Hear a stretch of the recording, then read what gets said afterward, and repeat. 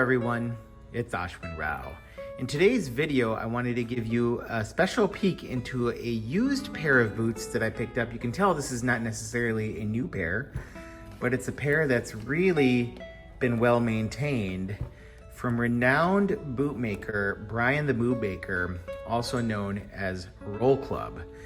These are the Roll Club engineer boots done in an Italian natural colored horsehide using a brown edge dressing and Brian's proprietary Roll Club soles. Part of the challenge of any sort of engineer boot is that you gotta get the fit right, meaning that there's no laces on this pair. There's really just two straps with a few adjustment points here and here that allow you to secure your foot as well as your ankle and lower leg.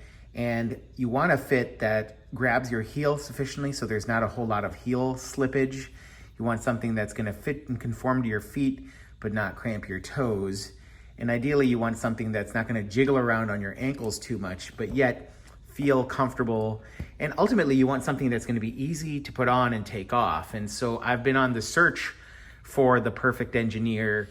And I think if you had to ask most enthusiasts, what are the top two brands of engineers out there, most people would point to either Clinch or Roll Club. Now, Roll Club is run by Brian Trong. Brian is based out of Los Angeles, California. He is trained by a bootmaker who he essentially mentored and apprenticed under for a number of years. And he's been making his own pairs for nearly, I believe, 15 years at this point.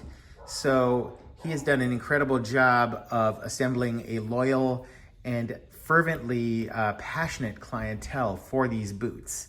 And I would refer you to the videos of Shelf Edge, David Levin, who went through a comparison of both Roll Club and Clinch boots, probably the top two. This particular model is a little different than his model in that it features the 1940 last, which is a rounded toe last with a little bit more squaring to it. It's a little broader last than his 1945 last. And the leather is a little different. They're both horse butt leathers, this one being in a more natural colorway. And if you look here, this particular pair here has quite a bit of a distinct honeycomb look to it. One of the things that I really like about this pair is how it has so many organic curves. There's a nice curve and arc here to the shaft, and it creates a fair bit of volume along the shaft, and then this sort of curvy heel counter region, which allows you to grip your heel pretty well.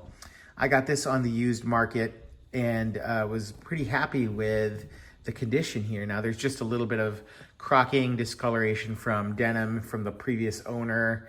And I worked hard to get this cleaned up and shined up so that I could present it to you and ultimately get it ready for wear.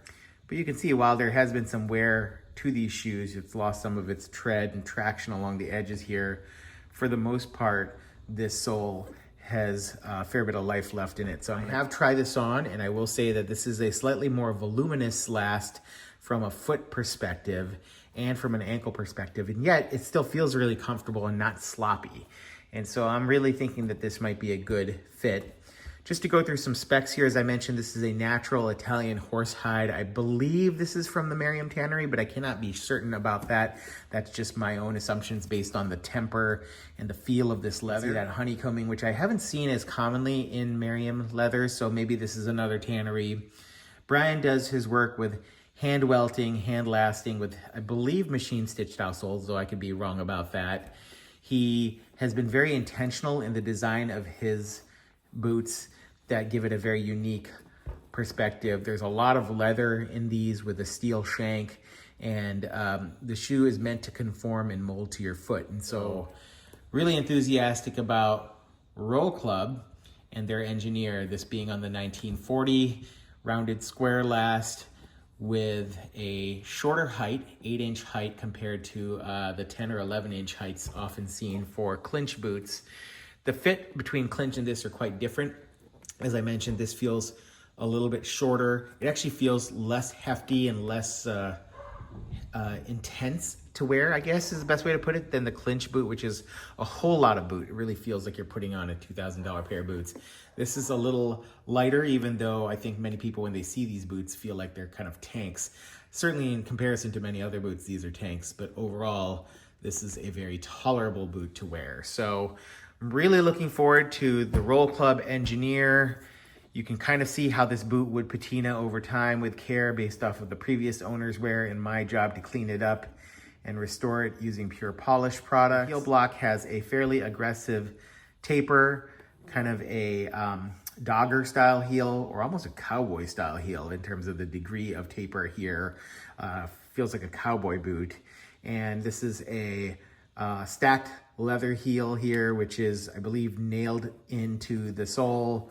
You can see that this has a single midsole, single leather midsole here on top, below the welt, and then the rubber outsole here. He has some brass tacks and rivets you can see through here, and then your more traditional padded sole. I believe this is supposed to be reminiscent of the O'Sullivan's brand sole guards that were made in the past. And otherwise, we see brass buckles here with a roller buckle. The synthesis of these details really makes the boot. It's not the details themselves. And I'm really looking forward to giving these guys a wheel. Hope you're all doing well. Brian, the bootmaker. We're having a good one. Take care and have a good day. Bye-bye.